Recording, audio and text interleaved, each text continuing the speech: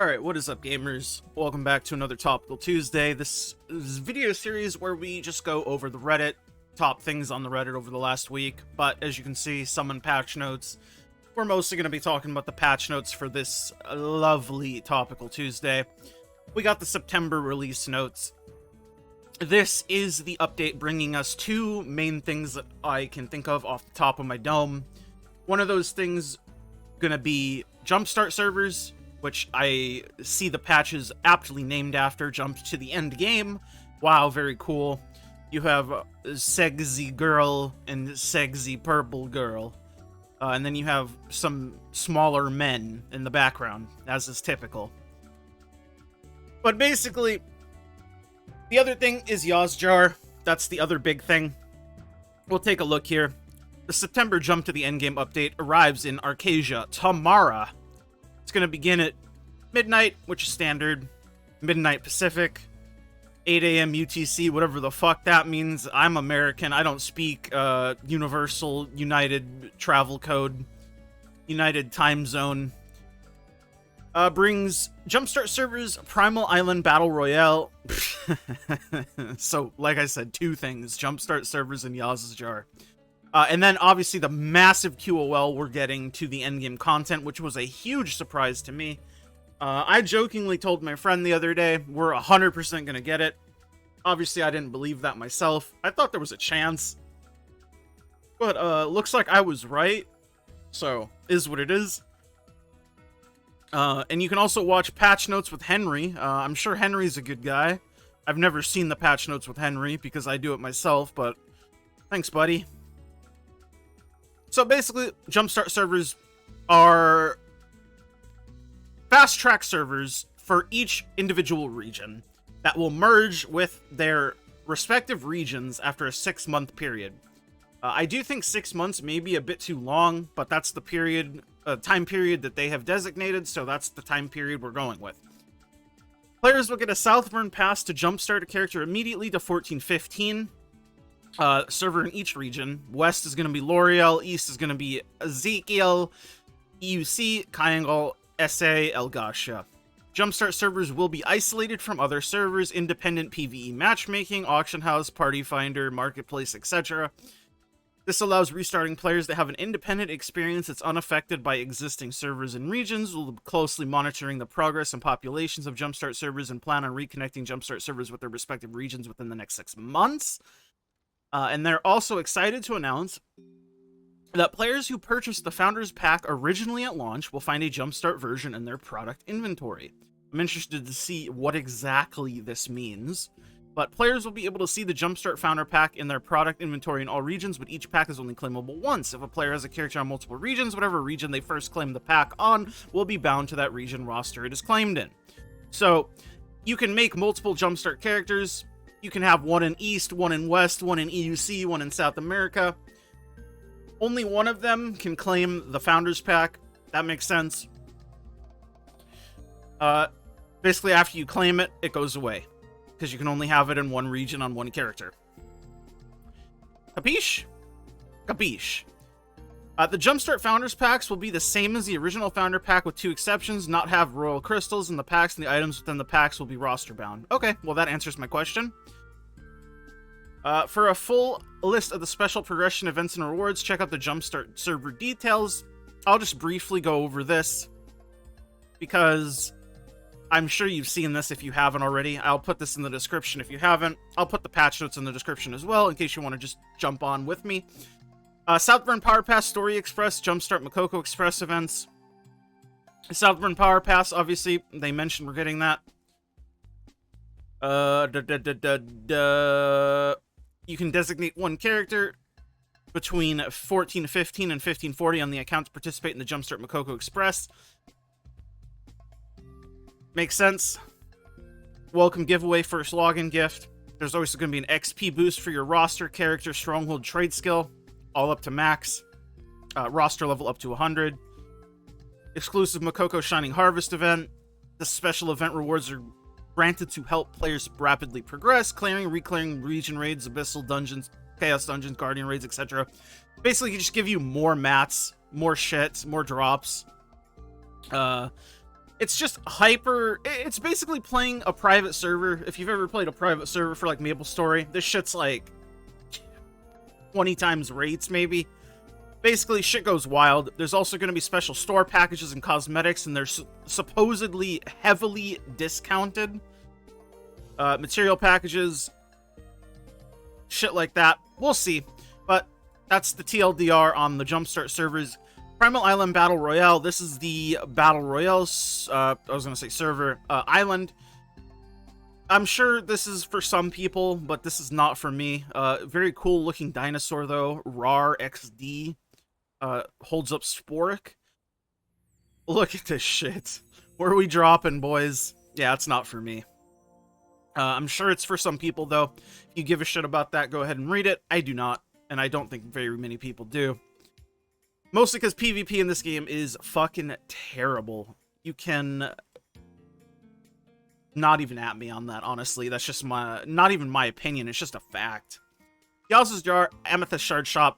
Yaz's Jar is going to be the gamble skin that makes us get the legendary skins, which is thumbs up. Not so much for the gambling, but thumbs up for the fact that we finally get fucking legendary skins. Let's go! Soulfist finally gonna look sick AF. Yeah, boy. But, basically, following skins cannot be dismantled in the cloth. Normal grade skins, skins that were purchased with crystals, i.e. blue crystals, skins that you receive from content, rewards, or events. So, basically, free skins, or skins that don't cost anything, you're not going to be able to dismantle. Makes sense. Makes sense. It takes 14 cloth to make a skin, and you need a Yaz jar. Windows shows a list of skins you may be able to create and obtain from this page. Select the class and the skin type that you want to create a skin for. You must select an advanced class. Weapon skins that can be equipped by your current character class will be displayed first. So you're able to pretty much target the piece that you want to a pretty good degree.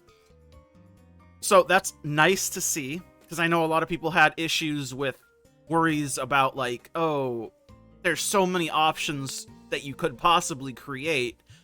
If there's no way to, like, target, you know, could be a bit iffy. But that's good to see. You can semi-target, which is good. Basically, you load the shit in the jar, click on Start Creation, you make a skin. You either end up with an epic grade skin and in 1k shards, or you get a legendary skin. Very cool. For the full list of odds, let's check out the Lost Ark odd page. What do we got here? I'm sorry about the flashbang. Shout out to Amazon/Smilegate for this one. I'm scrolling, I'm still scrolling, I'm still scrolling, I'm still scrolling. Where's the Oz jar? I'm scrolling, I'm scrolling. Who cares about Rapport odds, man? Legendary skins, so it's just 5%?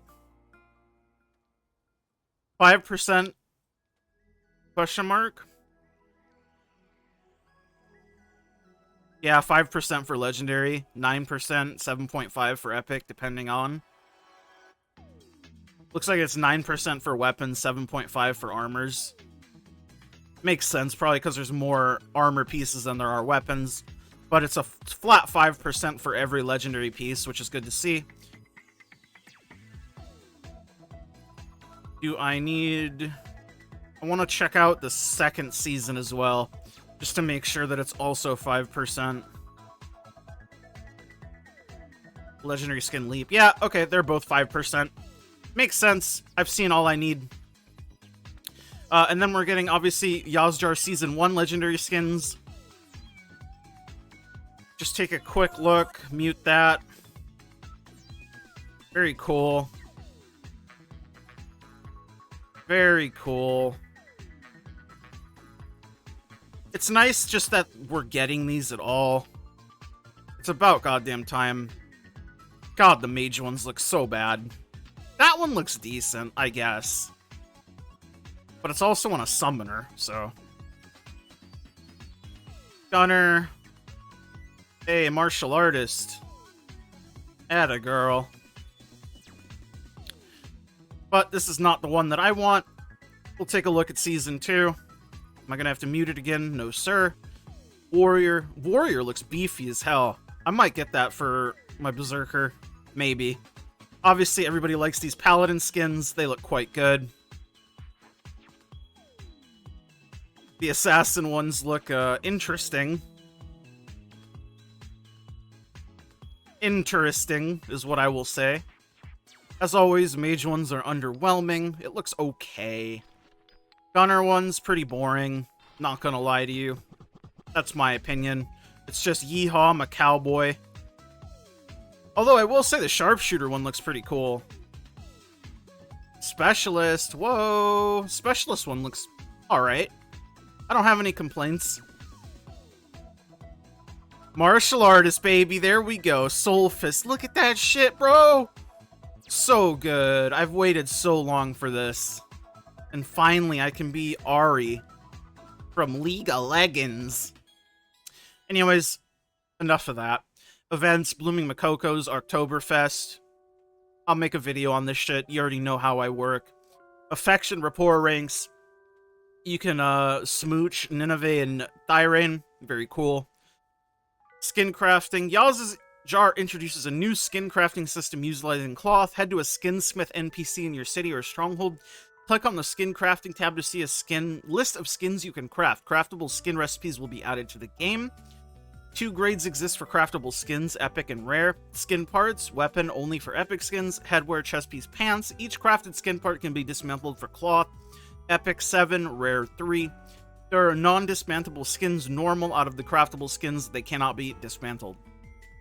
Interesting. You can craft an epic skin for 14 cloth or a rare for 6. So I guess this is like targeted specific skins, which is good to see.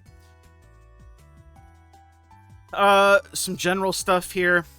I'm not going to go over all of this. The store update for this month, I guess, is going to be preppy skins. So, very cool. It's like the Magic Society skins, but not quite. Preppy skins, very cute. Time Together Cosmetics Korea 3rd anniversary. So the Yaz Jar is coming with the legendary skins, and then we also are getting 3rd anniversary skins. These are for a certain demographic. As always, the warrior ones look fucking sick, but everything else just kind of looks like a suit. And that's kind of boring. I'm not, like, the biggest fan of it. But again, just because it's not for me doesn't mean it's not for everyone. It's for some people, surely. The bikes are kind of cool, though, I'll admit. Any Hoosers, those are the 2 skins that we're getting for our store update. They're adding the new Dawn skins to Slayer, Artist, and Aeromancer. Makoko Kindergarten Arc Pass, we're getting the new Arc Pass. Again, I'll make another video on that, you already know. Starter packs are on sale, 50% off until September 27th. The $10 starter pack is actually pretty good, IMO, if you're going to spend money on the game. So now it'll be $5. I think it's worth it. You do what you will with that information, however. Then we're finally on to the last big thing, the Endgame activity update. We got the QoL that Korea just got. Gate 1 has been removed in Vicus. Gate 2, formerly Gate 3. Some patterns have been removed based on Vicus' health, so you can skip more mechanics as well. Brel, we lost Gate 2 and 5. They changed everything, so it makes sense now in terms of the achievements and trophies and whatever. Gate 1, they removed the War Dog shield. Some statue patterns got changed, so they made it easier, essentially. Remove the weak point pattern in the 2 robot men. So what I think this means is there's no more destruction. So I don't know if you still Tyrane or not, but I assume, I don't know. And they also nerfed the HP. I think that was overkill, but at this point, who really gives a shit? This is just for newer players at this point. People who've been playing the game. This shit has been on farm for however long now. It shouldn't really matter.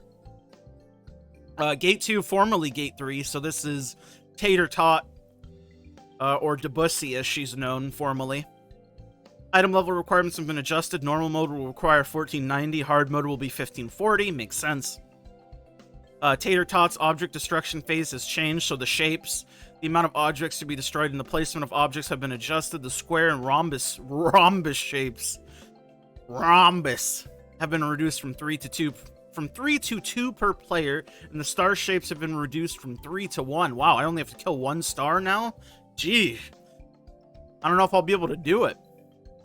And then Gate 4, formerly Gate 6, can only be completed bi-weekly every 2 weeks. Entrance cooldown will be 2 weeks after clearing. The condition for Belshazzar to summon the large meteor has changed.